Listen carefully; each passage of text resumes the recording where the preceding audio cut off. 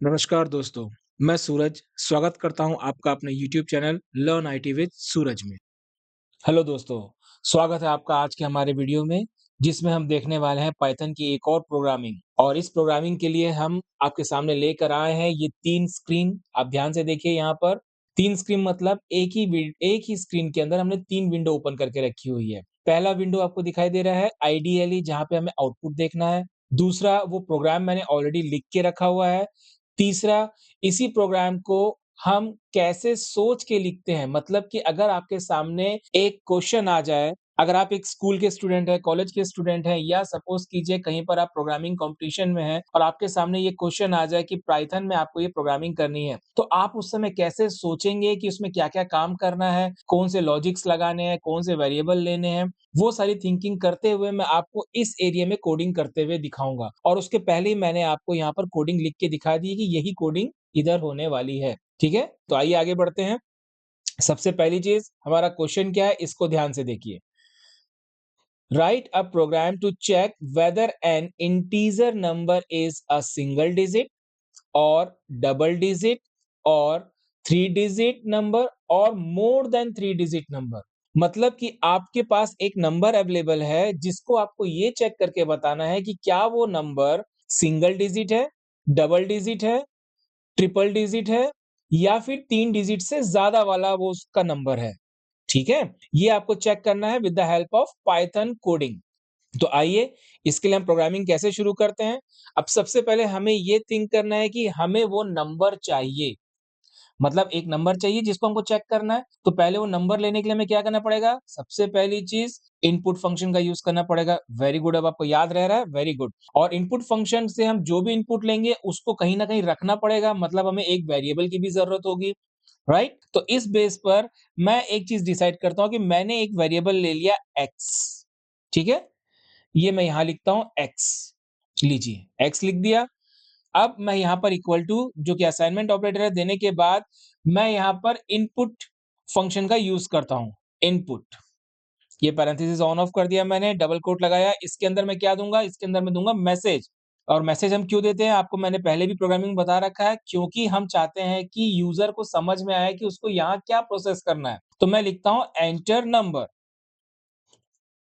ठीक है?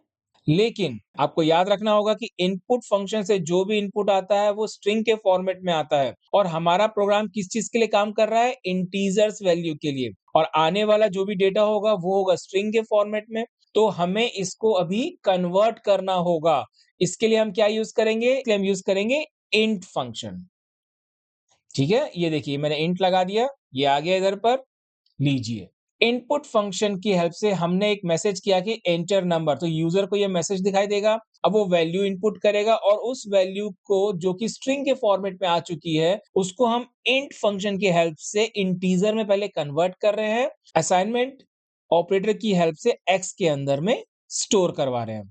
फिर से सुन लीजिए, हम इनपुट फंक्शन की हेल्प से इनपुट ले रहे हैं जो कि स्ट्रिंग का फॉर्मेट है और इंटीजर फंक्शन की हेल्प से हम उसको इंटीजर में कन्वर्ट कर रहे हैं और एक्स नाम के वेरिएबल में स्टोर करवा रहे हैं। ये है इस पूरी एक लाइन का मतलब। आई होप आपको समझ में आ गया होगा। नेक्स्ट लाइन चलते हैं। अब हमारा क्वेश्चन हमसे ये पूछ रहा है कि हमें ये नंबर तो हमने इनपुट ले लिया, अब हमें ये चेक करना है कि क्या वो सिंगल डिजिट है, डबल डिजिट है, ट्रिपल डिजिट है या उससे ज्यादा है, 4 डिजिट या उससे भी ज्यादा है, ठीक? तो अब मुझे यहाँ क्या करना है? मुझे यहाँ डिसीजन लेना है कि वो सिंगल डिजिट है, डबल डिजिट है, ठीक है ना? और जब भी डिसीजन लेने की बारी आती है तो आपको पता होना चाहिए कि हम लोग क्या यूज़ करते हैं हमेशा?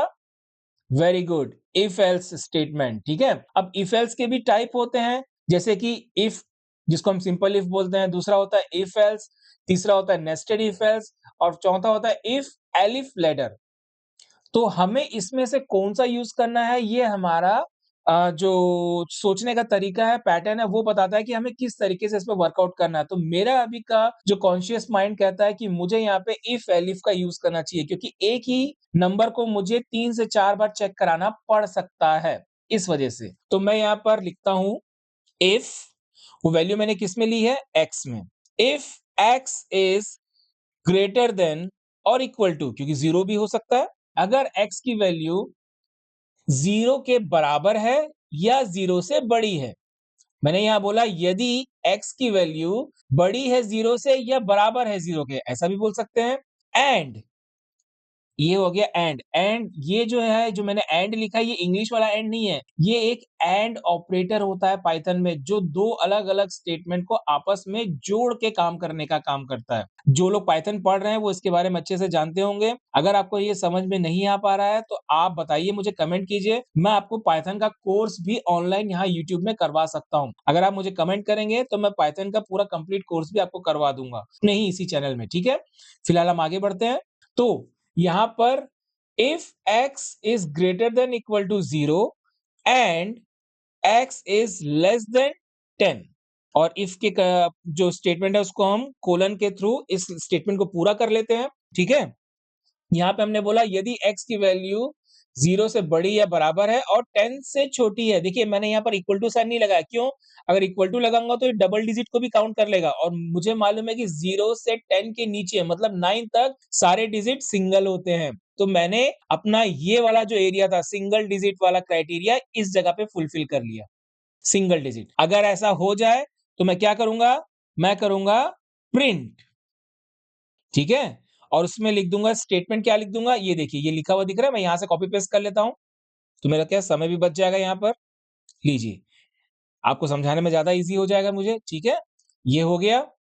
लीजिए, मैंने बोला अगर इफ x की वैल्यू बड़ी है या बराबर है 0 के और x की वैल्यू छोटी है 10 से, तो वो पक्का होगा क्या? Single digit. Very good.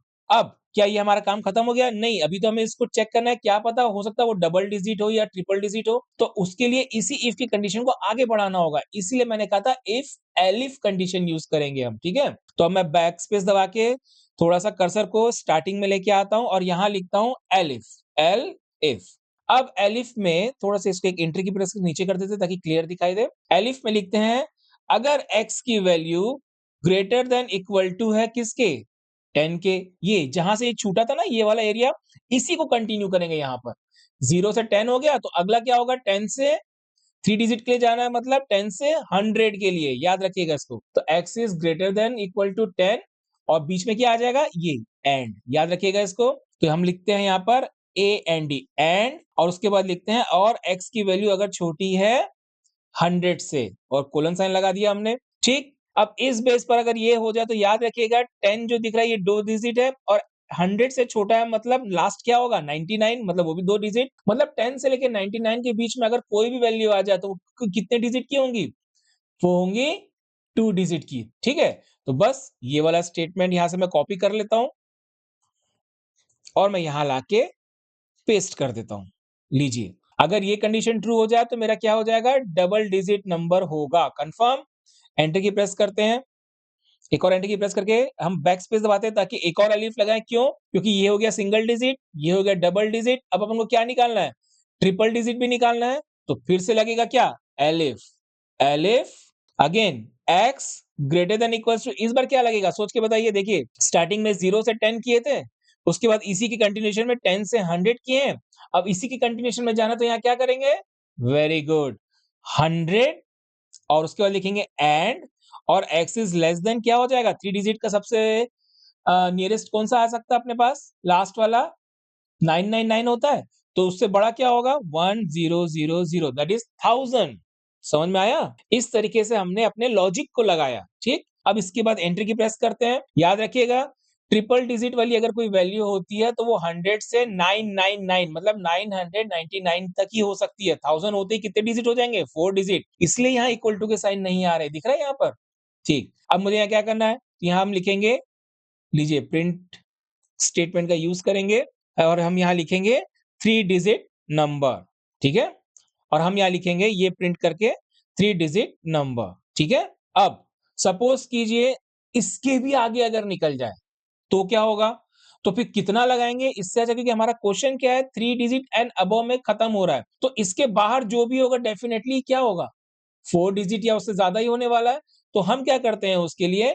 If, अब हम लोग यहाँ पर एलिफ नहीं लगाएंगे क्योंकि अब एक लास्ट ऑप्शन बचता है एल्स का, ठीक। तो हम यहाँ लिखते हैं एल्स, कोलन साइन लगाया हमने, और उसके बाद सीधा सीधा लिख दिया कि अगर इसके अलावा और कोई भी वैल्यू आती है तो वो क्या होगी? वो होगी क्या चीज? या तो 4 डिजिट की होगी या उससे भी ज़्यादा की होगी, सीधा-सीधा मैसेज कर दो। ठीक है? अब क्वेश्चन को एक बार समझ लीजिए। हमने x में एक वैल्यू इनपुट ले ली, इंट में कन्वर्ट करने के बाद और उस x की वैल्यू को चेक करा रहे हैं, क्या वो 0 से बड़ी या बराबर है और 10 से छोटी है, तो सिंगल डिजिट और अगर नहीं है तो आगे बढ़ो, तो उसमें क्या मिलेगा? क्या आने वाली वैल्यू 10 के बराबर या उससे बड़ी है या 100 से छोटी है, तो वो डबल डिजिट हो गई और इसी तरीके से अगर x की वैल्यू 100 से बड़ी या बराबर हो और 1000 से छोटी हो, तो 3 डिजिट हो गई और सपोज़ करो इससे में इन तीनों में से कोई भी ना हो तो क्या होगा कन्फर्म? या तो 4 डिजिट होगा या तो वो उससे भी ज़्यादा डिजिट होगा, इसलिए हमने उसको एल्स में लिख दिया एक बार में, ठीक है? अब यहाँ से बस बाहर आ जाओ और इसके बाद अपने प्रोग्राम को एग्ज़ीक्यूट करो। तो चलिए करके देख लेते हैं। तो क्या करना होगा सबसे पहले? सबसे पहले फाइल को सेव करना होगा। तो चलिए फाइल सेव करते हैं। ये हमने लिया फाइल, सेव, डेस्कटॉप पे चलते हैं, एक्स नाम का फ़ोल्डर है हमारे पास, यहाँ पे हमने कितने फाइल बनाए थे? P7 तक हो गया तो अपन बनाते हैं P8 और उसके बाद करते हैं सेव। चलिए अब इसको रन करते हैं। देखिए, पूछ रहा है मुझसे यहाँ पर आउटपुट में देखिए एंटर द नंबर आ गया, मैसेज आ गया मेरा इनपुट वाला। चलिए, क्या नंबर देना चाहेंगे आप यहाँ पे? एक काम करते हैं मैं देता हूँ 68 चलिए, अब आपके हिसाब से बताइए 68 इसमें आएगा या इसमें आएगा? हमारे हिसाब से तो 2 डिजिट है, तो डेफिनिटली 0 से 10 के बीच में नहीं है, ये 10 से 100 के बीच में है।